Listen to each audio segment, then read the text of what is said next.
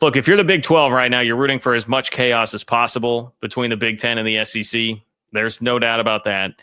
And one of those potential chaos agents, Tony Petiti, commissioner of the Big 10, is set to finally speak publicly. Now, I know I'll get pushback. Well, he did that interview with Joel Klatt. Okay, fair enough. But it is a little bit different taking questions at a podium where it probably won't be quite as friendly. It can be much. You get a wider variety of questions coming at you from the podium. So get your popcorn ready for the Tony Petiti show this week at Big Ten Media Days. I'm very much looking forward to this. And if you're the Big 12, you've got an eye on this because what's it mean for your future? You are rooting for chaos. You're rooting for a rift between the Big Ten and the SEC. You're obviously rooting for your future. You're going to need to pay attention to the next step in all of this, the college football playoff future, which next step is coming with Petiti actually up there speaking. So Greg Sankey, again, to defend him, which I do not take any pleasure in doing, but Greg Sankey has had to shoulder a lot of the load of criticism for everything that the Big Ten and the SEC have done because he's a guy that makes himself more publicly available. He does get this reputation of being kind of like a Sith Lord, like a very evil figure, the bad guy in the movie, Cruella de Vil.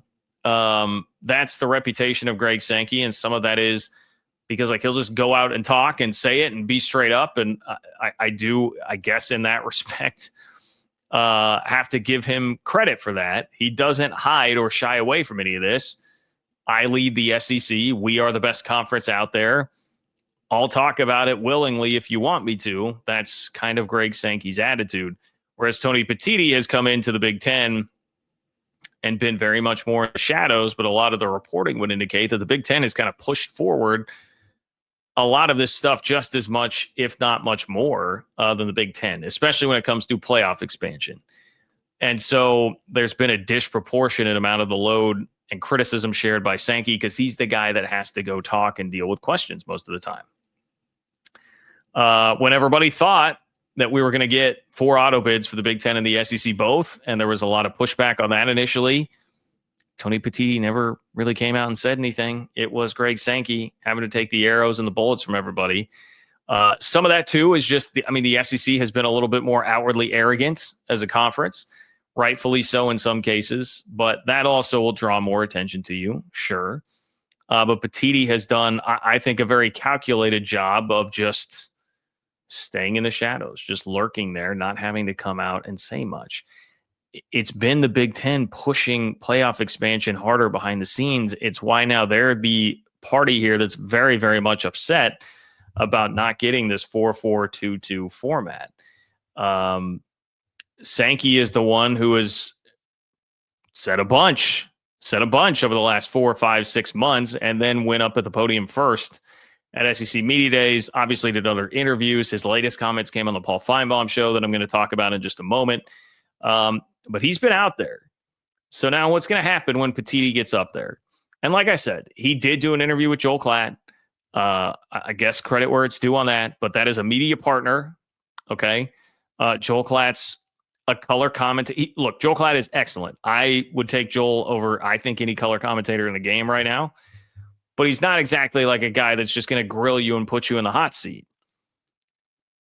Big Ten media members / national media that's going to be at Big Ten Media Days this week will probably ask some more prodding, difficult questions. What's the tone and message going to be from Petiti? Because I think both of those things are important. Tone and message. Obviously, the content of his message will be very important. We know that the Big Ten is not real thrilled right now with the SEC kind of reversing course and joining up with the Big 12 / ACC proposed 5+11 plan. So we know that they're not really happy.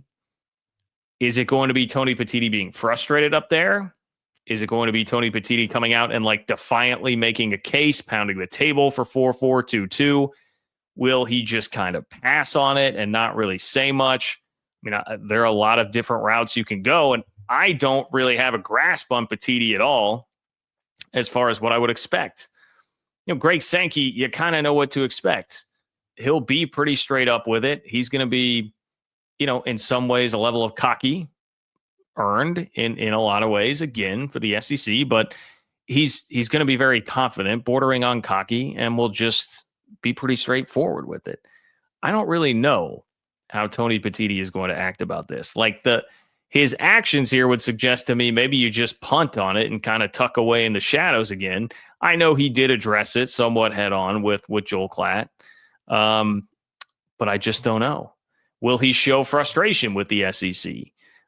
Because Greg Sankey was pretty real about the situation, but didn't, he took the high road for the most part. And that's some of what I want to read right here. Some comments that he had on the Paul Feinbaum show on Thursday. So this was after Sankey's initial comments. He just comes on the Feinbaum show to address specifically like, hey, rumors that there is some kind of big rift between the Big Ten and the SEC. And look, regardless of what he says here, there is a rift. You can argue about it. Greg Sankey can tell you, well, it still is we have a pretty friendly, good working relationship. That's fine. But this is a big rift. I mean, this is something that clearly is a high priority for the Big Ten. They thought they had the SEC right there after they had been working together on a number of things, and the SEC flipped. There's a rift. You can say that the relationship is still good and not harmed long term, and that may well be true. But for now, this is a pretty big rift. But now, here's the direct quote from Greg Sankey. Quote, there is no rift between the SEC and Big Ten commissioners. We have different views. That's okay. Sankey, now I'm reading from an On3 article. Sankey told Feinbaum that the idea the two do not speak is false. The SEC commissioner said he spoke to Petiti 4 times last week, which, okay, you guys speak. What's the tone of those conversations? What's the content of those conversations? I don't know that I would have taken them not speaking as them speaking versus not speaking doesn't make a lot of difference to me. It's what's the actual relationship they're like? How much frustration is there? And where will this lead? Sankey also said, quote, this again was on Thursday, quote, we talked this morning. We talked about our different views, disagreements, fine. There's going to be a lot of times when we agree. There will be times when we agree on most things. That's okay. So Sankey is trying to calm everybody down a little bit. And look, regardless of what's going on behind the scenes, I do think it's a pretty smart move by Sankey to just publicly say, chill out, nothing to see here. Everything is fine. Nobody needs to be up in arms about anything. That doesn't serve anybody to project that other than the Big 12 or the ACC or anybody outside of the SEC and Big 10. As nasty, as weird, as crazy as that could get would be best for everybody involved that is not wearing an SEC or a Big Ten patch, right? But as I said, the Big Ten is really the party that's aggrieved here. So it's easier for Greg Sankey to go out there and just be like, hey, it's cool. We're fine. Yes, we disagree on some things, but it's okay. We'll be fine. That's because the SEC is the party that switched. They're the party that was on board for 4-4-2-2 and then was like, hey, actually, let's do 5+11, or like, hey, we're cool, just keeping it at 12. That's fine. Well, the Big Ten's sitting there like, no. You were working with us. We said we wanted to expand because we've got this monster league at 18 teams. We want to expand. We want to do 4-4-2-2. We thought we had this. You're the ones that switched up on us. So that's why, to me, it's much more intriguing for a variety of reasons as to what Sankey is going to, or what Petiti will say versus what Sankey will say. So is he going to be aggressive on the podium? Will this be like a Brett Yormark type of performance where Brett Yormark, to me, very clearly wanted to go out and set the tone and set a preemptive narrative to try and combat what will surely be narratives that come at his conference in a negative way from others throughout the year. Hey, we're going to get 2 teams in the playoff. Brett Yormark was very much at, we're going to get 2 teams in the playoff. I'm doubling down on 5+11. Here's what I think. You are left with no questions about where Brett Yormark is at on all of that. We took away the media poll because it hurt Arizona State last year. We're not going to let you guys do that. We're not going to arm you with that again. Here's where we're at. Brett Yormark was pretty aggressive. Will Tony Petiti choose an aggressive tone? Will he show any frustration? will he try and move his agenda forward by speaking publicly? Because that certainly can be a tactic. Or does he just punt, duck and hide, and kind of do the same thing that he's basically been doing for a while? Frankly, if I were a Big Ten fan, I think I'd probably want him to come out swinging. Like, hey, man, I hate the SEC. And now look, they're trying to backstab us here. They're trying to turn around and get more at-large bids. They think they'll be able to earn more of those, and they're screwing us out of everything that we wanted. They're not going to go to a 9-game conference schedule. They are ducking us. I hate the SEC. Look what they're doing to us. Commish, go out there and go at them. Put Sankey in his place. But if I'm a Big 12 fan, honestly, that's kind of exactly what I would want to happen too. I want Tony Petiti to come out swinging, dude. I want Tony Petiti to come out swinging as well.